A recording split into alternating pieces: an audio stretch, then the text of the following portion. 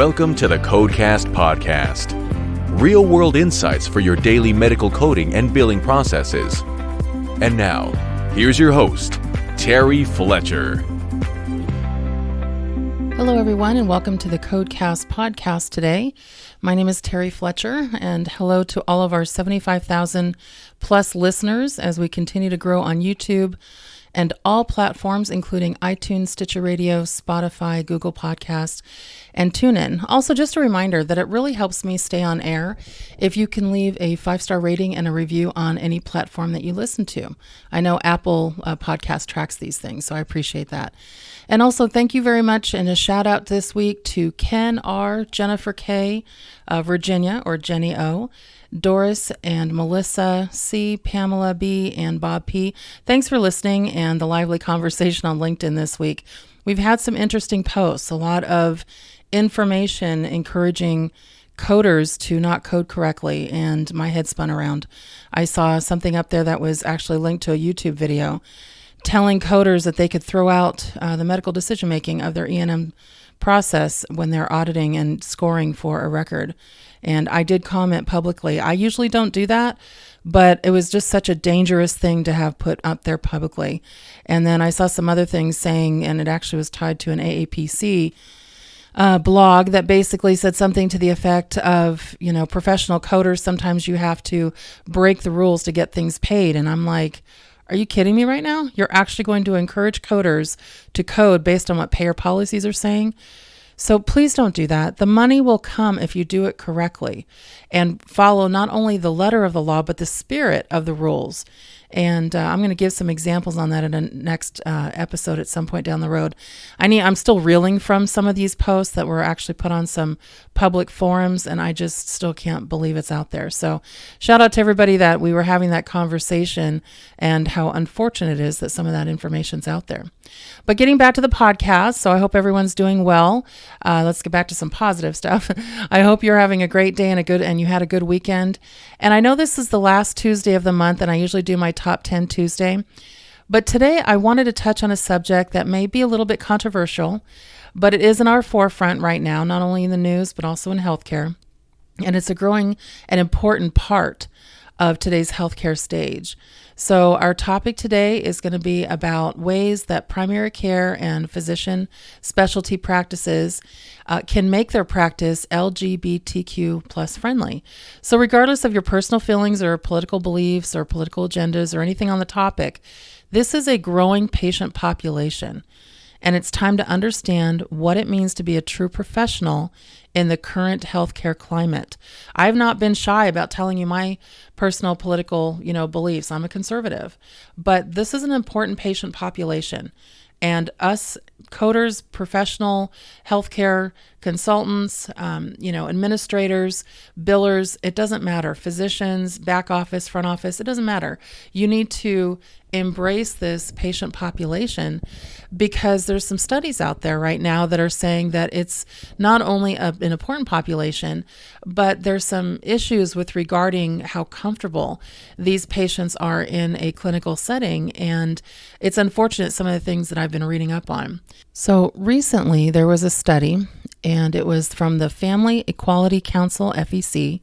They published a comprehensive research study designed to help us better understand the landscape of family building for lesbian, gay, bisexual, transgender, and queer adults in America. The report included some inspiring statistics, all of which point to the fact that the number of LGBTQ families in the United States is set to grow dramatically in the coming years. So, in fact, the report said about 77% of LGBTQ millennials aged 18 to 35 are already parents or considering having children, which is a 44% increase over previous generations. So when you look at that and the number of LGBTQ families set to rise at historic rates in the near future, it's time for primary care physicians and all medical providers to make their practices more inclusive and welcoming to the specific needs of this community.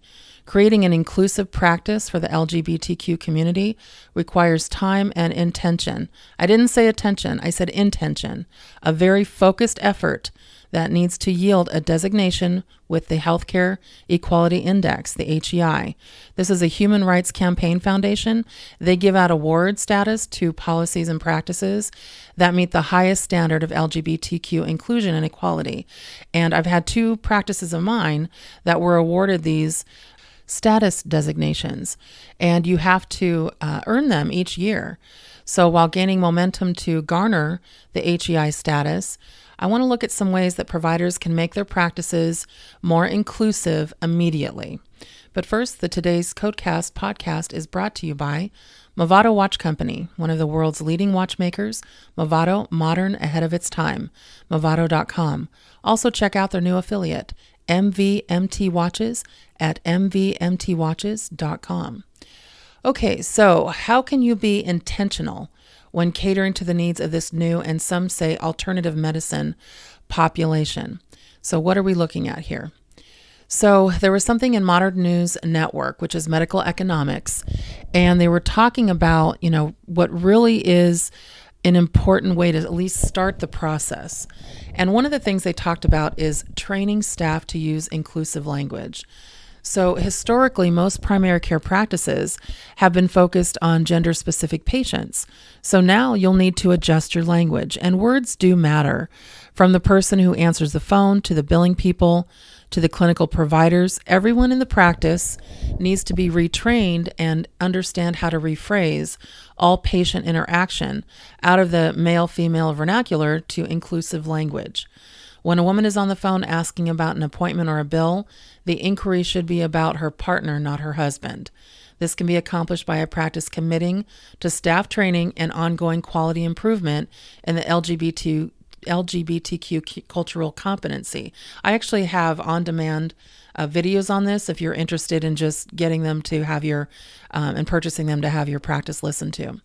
There are other few organizations with online programs as well to complete the education, and their Human Rights Campaign, Family Equality Council, the Gay Lesbian Medical Association, the National LGBTQ Task Force. Mine is very healthcare focused, and it's a little bit more generic instead of slanting one way or another, and it appeals to all patients, not just the community, but it helps to let you understand that this patient population is underserved right now.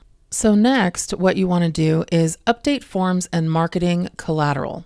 So this means websites, paperwork, and all forms need to be reviewed and oftentimes rewritten to be inclusive. So create forms that allow patients to identify a preferred name, their gender identity, sex assigned at birth, and that of their partners. People need to be able to register as non-binary. A complete audit also includes asking for feedback from your LGBTQ patients. There are old forms and web pages lingering in every practice. So there's always those old forms. So it's helpful to get that input as well. Then change physical signage. And I know that's going to be tough to do in some practices that may be in a conservative area of where they live, but all physical signage within a practice should be inclusive. This includes the patient bill of rights posted prominently in the waiting room, explaining that all are welcome regardless of race, religion, national origin, disability or handicap, gender, sexual orientation, gender identity or expression, age, or military service. And since you're updating this within an existing practice signage already and forms, it's just very subtle, and it allows your patients to realize that you are now coming with the times, coming of age with that. Imagery should be updated across the board to reflect all types of families. Waiting room should have a mixture of magazines and literature so everyone in the building recognizes that all are welcome. Even the bathroom signage needs to be inclusive of all genders. Now, many bathrooms have done single stalls, and that's a double gender. Or if it's more than one stall in the bathroom, then that can be gender specific. That just seems to make everybody comfortable, and that would make me comfortable as well.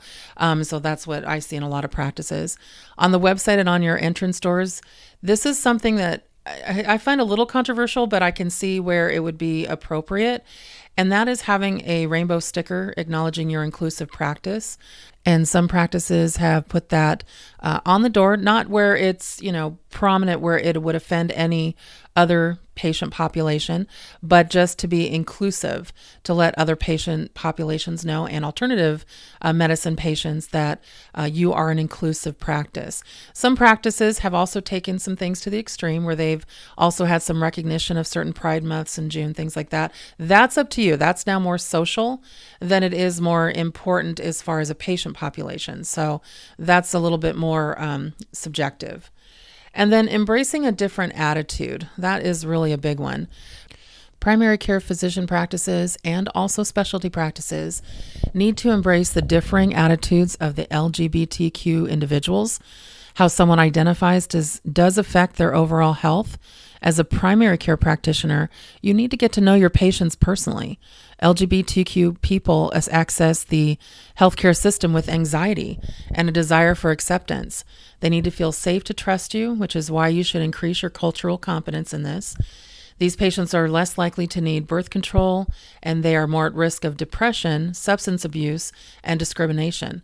So men who identify a sexual preference for men need annual STD screening. Women who identify a sexual preference for women still need cervical cancer screening and should be offered HPV vaccines. And so then also when you are looking at transgender patients, they may be on hormonal suppressive therapy that changes their risk for heart disease and breast cancer. So those conversations need to be happening. Commensurate with the acknowledgement of someone's sexual identity and gender identity will oftentimes come a long-term doctor-patient relationship. It'll make it better simply because you took the time to ask. And so it's really important to just consider these factors. And then recognize the many shades of gray within the LGBT community. It's not all the same. The practitioner must understand that sexuality is often fluid. So relationships are moving away from the traditional, as we know, but physicians need to be aware of certain categories and understand there's cisgender men who have sex with men, cisgender women who have sex with women, trans men, people who have sex with any gender. And these are taking the reason I'm bringing this up is this should be on your intake sheet with the physician. Simply taking the time to ask, are you sexually active? With whom do you have sex with? Men, women, or both? It just allows this patient population to feel validated and safe in your office. It will also strengthen your ability to better care for them. It never fails to amaze me when I see some of these things with some of this community and just how people can take their personal agenda too far. And it is the healthcare field that we need to focus on, not how we feel about the persons personally. It's the healthcare field. And so that's why I'm actually going to revisit one of my coding questions on gender dysphoria, because there's some couple other things that came up within this that follows what we're talking about today. And trust me, this was a tough decision for me to bring this up as a podcast topic. So I hope you appreciate that I've gone kind of outside my comfort zone as well. But I think it's important because I'm called daily asking questions about how to code for this patient population, how to deal with changes in the office.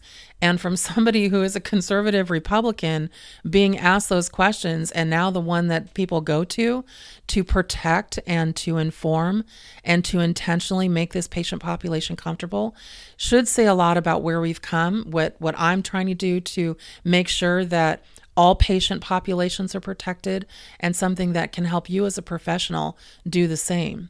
So one of the things that I was asked not too long ago on a Top 10 Tuesday was about coding for gender dysphoria, and I want to revisit that a little bit.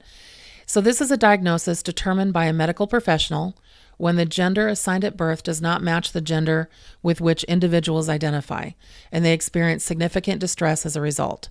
So according to the DSM-5, that's the fifth edition of the Diagnostic and Statistical Manual of Mental Disorders, and I'll quote, "For a person to be diagnosed with gender dysphoria, there must be a marked difference between an individual's expressed experience, gender, and the gender others would assign him or her, and it must continue for at least 6 months."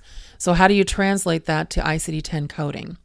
So transgender is an umbrella term used to describe individuals whose gender identity, one's inner sense of being male, female, or something else, differs from their assigned or presumed sex at birth.